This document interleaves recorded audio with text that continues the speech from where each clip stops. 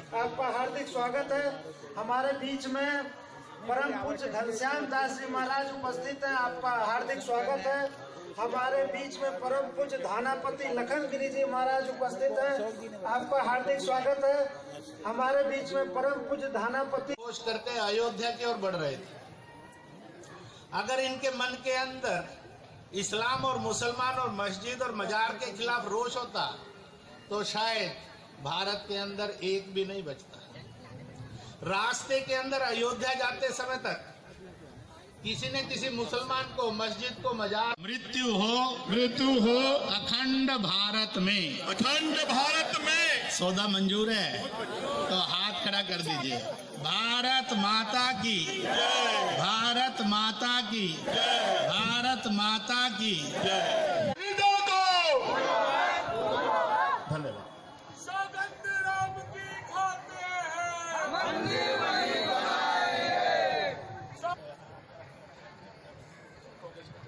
दो शब्दों का एक भोजन किया, इसलिए देश में आंदोलन चला है। चीनी गुलामी नहीं, हिंदुस्तानी आज़ादी चाहिए। और इसलिए मैं नारा बोलूंगा चीनी माल तो आपने कहना नो नो, चीनी माल और हिंदुस्तानी माल यस यस करना। और हिंदुस्तानी माल प्यार प्यार प्यार सबसे बड़ा सद्गुण है साहब। और हिंदुस्तानी माल। अच्छा दोस्तों, शुभकामनाएं। सर बोलिए। मोबाइल हटाओ भाई साहब आप। हेलो एक्सक्यूज मी, आप मोबाइल हटाओ सर। लगा लीजिए कैसे फटाफट बोल लो भाई, फिर मैंने आगे जाना भी है। हाँ सर बोलिए। इंद्रेश जी, ये जो सुप्रीम कोर्ट में कल कांग्रेस ने किया है और वो जिस तरह से पीछे इसको धकेल रहे हैं कि ये अभी इसका कोई परिणाम ना आए, आप राम जन्मभूमि के निर्णय को किस रूप में कब तक देख रहे हैं? ऐसा है, कांग्रेस शुरू से इस देश के अंदर जाति के नाम पर, पंथ के नाम पर, भाषा के नाम पर, भूगोल के नाम पर, दलों के नाम पर बांटने वाली पार्टी रही है। 1947 में आजादी की बजाय उन्होंने बंटवारा दिया और बंटवारे के साथ और करोड़ों करोड़ों गुजार दिए, लाखों मरवा दिए। आज भी उनका यही है। जब न्याय प्रक्रिया अपनी चाल ले है तो उसका ये कहना इसको टाल दो, इसका मतलब है कि कांग्रेस ने बता दिया थोड़ा सा वो पहले भी हिंदू नहीं थे, आज भी दिखावे के लिए हिंदू हैं और दिखावा ही उनका धंधा है। तो मुझे ये लगता है सुप्रीम कोर्ट उनकी नहीं सुनने वाला। उन्होंने ट्रिपल तलाक पर भी कोशिश की थी, बहस भटक जाए, परंतु 9 करोड़ मुस्लिम महिलाओं को, भारतीय महिलाओं को अत्याचार और अन्याय से भारत ने मुक्ति दिलवाई। इसलिए मैं कहा करता हूँ 22 अगस्त 2017 महिला सशक्तिकरण का और अत्याचार और अन्याय से महिलाओं की मुक्ति का सबसे बड़ा अभियान भारत और विश्व का है। इसको इसी रूप में मनाया जाना चाहिए। अभी जो 500 वर्ष पूर्व बाबर के नेतृत्व में धर्म पर, मानवता पर, भारत माता पर, भारतीयों पर और सब पर और तेज गति से अत्याचार और अन्याय किया, आज से 25 साल पहले उस अत्याचार और अन्याय के प्रतीक का ढांचा खत्म हो गया। अब वहाँ मंदिर बनाने की बात आ गई है। मेरा जो पिछले 4-5 वर्षों में भारत में और दुनिया के लोगों से इंटरेक्ट हुआ, मुसलमानों से, ईसाइयों से, सिखों से, जैनियों से, बौद्धों से, तरह तरह के सनातन मतावलंबियों से, ईसाइयों आदि से, मेजोरिटी ये चाहते हैं राम कौन है, तो राम उसी को खुदा कहते हैं, उसी को वाहेगुरु कहते हैं, उसी को गॉड कहते हैं, उसी को ईश्वर कहते हैं, उसी को तारक कहते हैं। इसलिए अन्याय और अत्याचार सामने है, अब वहाँ मंदिर बनना चाहिए।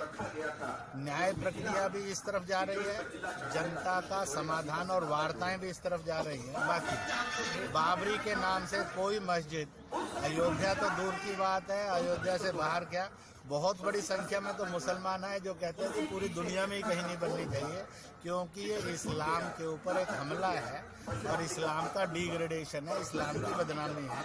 इस्लाम में मस्जिद का नाम खुदा के नामों पर ही होते हैं, किसी और पर नहीं होते। जैसे वो कहते हैं सनातन में शिव मंदिर बोलते हैं, राधा कृष्ण मंदिर बोलते हैं, तो देवी देवता और ईश्वर पर होते हैं, तो ऐसे उनके यहाँ भी होते हैं, वो नहीं होनी चाहिए। और अगर कहीं लगे मस्जिद बनानी है तो उस मस्जिद को एक नया नाम खुदा के गुणों का दिया जाए, अमन की, मोहब्बत की और भाईचारे की मस्जिद, और वो अयोध्या से बाहर कहीं बने। जो लोग बाबर के साथ खड़े हैं वो एक किस्म से विदेशी मानसिकता के विधर्मीय, अत्याचारी और आक्रांता मानसिकता है। इसलिए मैं कहा करता हूँ मुकदमा तो बाबर पर नहीं रहा, मीर बांकी पर नहीं रहा, जो आज उसको मानते हैं एक्चुअली उन पर चलना चाहिए कि जो 500 साल पहले अत्याचार अन्याय किया गया उसके लिए वो कसूरवार है, आज भी उसको मानते हैं। परंतु मेरे ये ध्यान में आया property belongs to Ramlalla, second, और उस पर किसी का कब्जा इसलिए नहीं हो सकता, जो भी कब्जा दिखाएगा इसका मतलब उसने अवैध कब्जा किया है, किसी की जमीन पर कब्जा किया है, तो वो तो कसूरवार होंगे। और तीसरी बात, बाबरी के नाम से कहीं नहीं। चौथी बात, बनानी है तो अयोध्या से बाहर। अयोध्या भी यही चाहती है, उत्तर प्रदेश भी चाहता है, हिंदुस्तान भी चाहता है, दुनिया भी यही चाहती है। मेरे डायलॉग लगभग सबसे हैं और इस प्रकार का एक वातावरण बनना है, तो न्याय प्रक्रिया से मंदिर बनेगा। और मुसलमानों ने एप्लीकेशन दी हुई है, खुदाई में अगर सबूत मिल जाएंगे मंदिर के तो केस विड्रॉ कर लेंगे, वो कोर्ट में केस विड्रॉ करेंगे ही, कानून है ही, और जनता में लगभग फैसला हो रहा है। चंद लोग हैं जो भड़काने, लड़वाने और बांटने की कोशिश कर रहे हैं। जनता ने ट्रिपल तलाक में उनको खारिज किया है, पहले फैसले में खारिज किया है कि भूमि रामलला की है, अभी भी वो खारिज हो जाएंगे, उनको हिंदुस्तान नहीं सुनेंगे। चलिए सिब्बल साहब का वक्त मांग रहे हैं, तो उसमें क्या कहना चाहेंगे? ऐसा है, पहली बात है, सिब्बल एक पॉलिटिकल लीडर है, प्रोफेशनली वकील है। जब बीजेपी में से और में से जो पॉलिटिक्स में है वकील, किसी ने किसी भी केस का वकील बनना पसंद नहीं किया इस समय, क्योंकि चाहते हैं जनता के स्तर पर जब संवाद चल रहा है और फैसला हो रहा है तो होना चाहिए। और इसलिए इससे ये आता है कि वो अभी भी ये सोचते हैं कि मुसलमान को हम इस बात में लालच में वोट ले लेंगे। मुसलमान ने कांग्रेस को पूरी तरह से नकार दिया है देश के और चुनावों में, प्रदेशों के चुनावों में और उत्तर प्रदेश के लोकल चुनावों में पूरा नकार दिया, परंतु तो भी एक खबर ले रहे हैं। उनकी ये मांग असंवैधानिक है, अन्यायपूर्ण है, अनैतिक है और देश को लड़वाने और बांटने वाली है, एंटी सेकुलर है, एंटी कॉन्स्टिट्यूशन। नेपाल हिंदू राष्ट्र पुनर्स्थापन मंच संस्थापक अंतर्राष्ट्रीय अध्यक्ष। हिंदू राष्ट्र बनाने के लिए नेपाल को कितना प्रयास इस समय कर रहे हैं, और अभी एक प्रोग्राम में इंद्रेश जी के द्वारा जो बोला गया बलिदानी स्मारक बनने जा रही है जी, तो उस पे आपका क्या कहना होगा नेपाल के लिए? नेपाल के लिए ऐसी खाली भारत नहीं, विश्व में अगर हिंदू इस तरीके से बलिदान स्मारक बना के हमारे आगे रणनीति एक भूमिका तय करना आगे, जैसे विश्व का एक हिंदुओं के एक दूसरे देश को मदद करके हिंदू राष्ट्र बनाने की जरूरत है।